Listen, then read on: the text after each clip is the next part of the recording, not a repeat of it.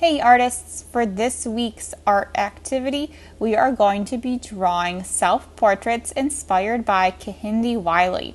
If you have not looked at the art gallery tour of Kehinde Wiley's art yet, you can go ahead and do that. Oftentimes, he makes portraits of himself and other people with really interesting patterned backgrounds. So here's a sample of what my artwork looks like. When we are drawing our self-portraits, you can either follow along with this video. Otherwise, if you go to the Google slide in the Bitmoji classroom, if you go to the next pages, there is a step-by-step process of how to draw a self-portrait. Remember that a self-portrait is a drawing that we create of ourselves. A regular portrait would be a drawing that we create of somebody else. So like I said, you can either follow along with this video to create your portrait, or you can go to the Google slide and look at my step-by-step instructions. So I'm going to get started here in a minute with a piece of blank paper and a pencil. So remember, it is always important to start with your pencil. I'm going to start by making the shape of my head, which is going to be a big U shape. You can think of our heads as kind of being egg-shaped too. So I have my U shape and then a curved line at the top to make the top of my forehead.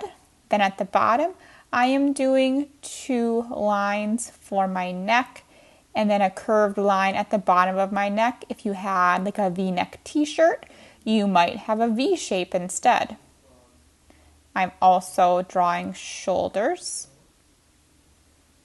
Remember that you want your portrait to look pretty big, so it can be probably about as big as mine is on my page. I'm adding some ears, which are kind of like D-shaped.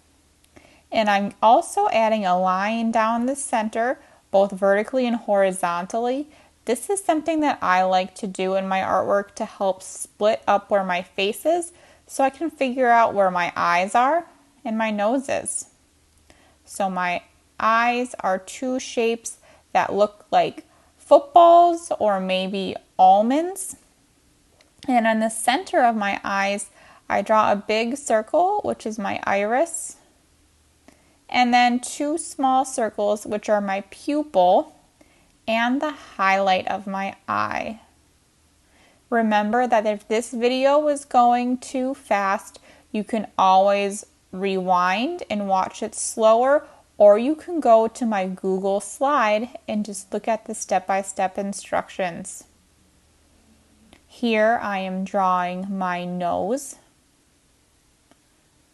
So I have my nostrils and the bridge of my nose is at the top.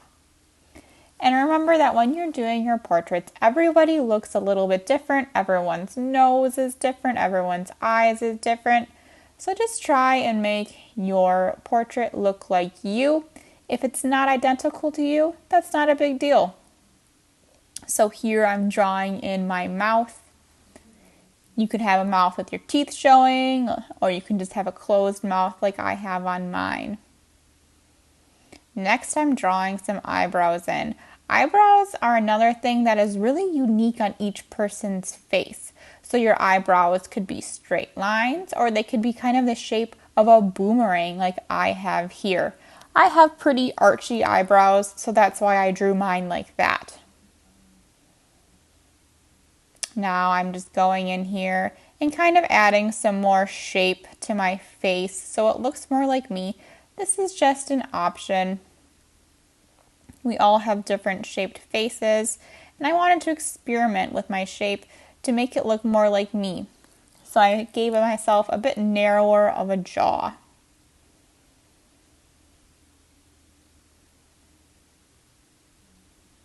So next, I'm adding some eyelashes.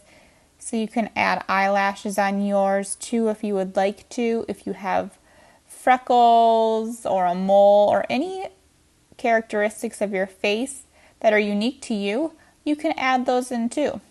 For example, I have lots of moles on my face, so I drew in a couple moles.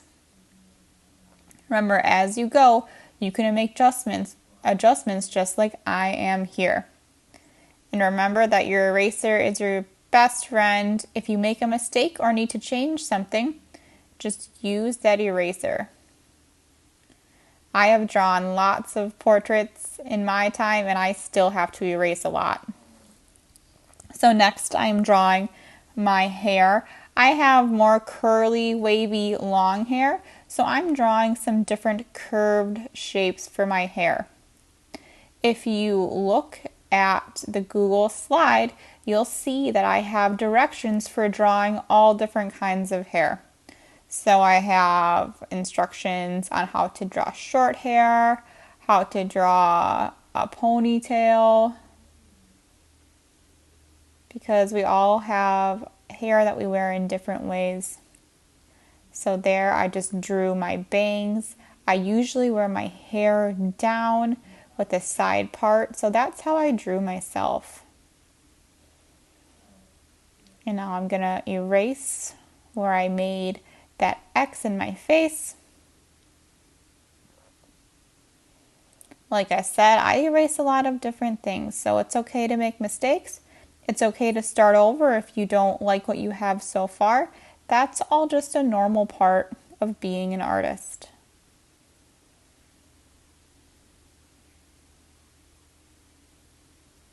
And as I make my finishing touches here, I just want to say that the things about you that make you different are awesome and special, and I'm really excited to see how everybody's portrait looks. One of my favorite parts about being an art teacher is that everybody's art is so unique and different. There is never an assignment that looks exactly the same, and I like what your art tells me about you. So here you can see that I made some lines in my hair to show its texture. And next I'm just going through with my Sharpie and outlining. You do not have to outline if you don't want to. I just like the way it looks, so I decided to do that. And now I'm using colored pencils to start coloring my self-portrait. I chose to use colored pencils. You could also use crayons, markers, paint, whatever you have. So I'm starting with shading my skin a really light brown color. Remember that when you're using something like crayons or colored pencils, the lighter you go, or the lighter pressure you put, it's going to be a lighter color. The more pressure you put, you're going to get a darker color. And so now I'm adding some pink, some yellow, some orange to my skin too. Another thing about all of us that makes us so unique is the color of our skin, the color of our hair. So you can experiment with blending different colors to get a skin color that's right for you. So again, for my skin, I used a little blend of brown, yellow, and orange with some pink in my cheeks. Now here, I'm coloring my hair brown. So I have brownish, blondish hair. So you're going to see later too that I add a little bit of yellow in my hair, a little bit of brown in my hair. When I am coloring, I really like to blend different colors to see how it looks. It gives your picture more dimension and might make it look more realistic. So I'm going through coloring my eyes, my lips, my shirt. I gave myself a blue shirt. And now we're moving into part 2 of our assignment. And I cut my portrait out. And I'm putting it on this piece of blue paper. For our in-person students, I'll bring some paper to class. If you are at home and you have colored paper, you can pick a piece of colored paper to layer your portrait on. Or else you can just do it on a piece of white paper. So our next step is to be creating our backgrounds. So you can see for mine, I chose this blue paper and then drew a patterned background. If you don't have extra paper at home, you can just go ahead and draw whatever kind of background you want on your white paper. But something about Kehinde Wiley's portraits that he always has is a background with a pattern. So that's what we'll be doing here today. So your background could be like mine. It could be flowers and plants. I picked that because I really love flowers and plants. You could also do something like stripes. You could do hearts. You could do rainbows. You could do polka dots. There are some examples on the other pages of what you can do.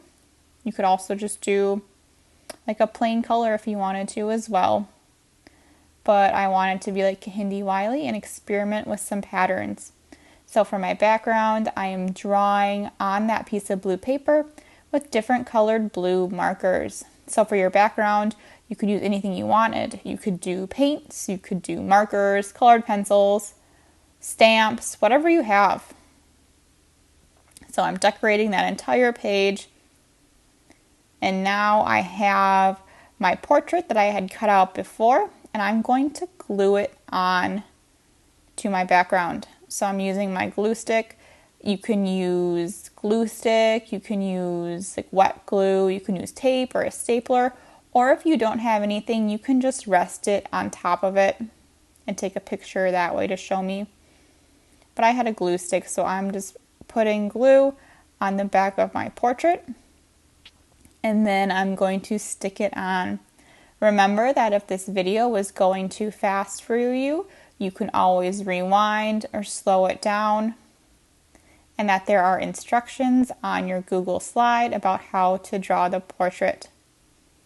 If you have any questions, you can just send me a message in Seesaw or you can email me. I hope you guys enjoy this activity. Have a great day.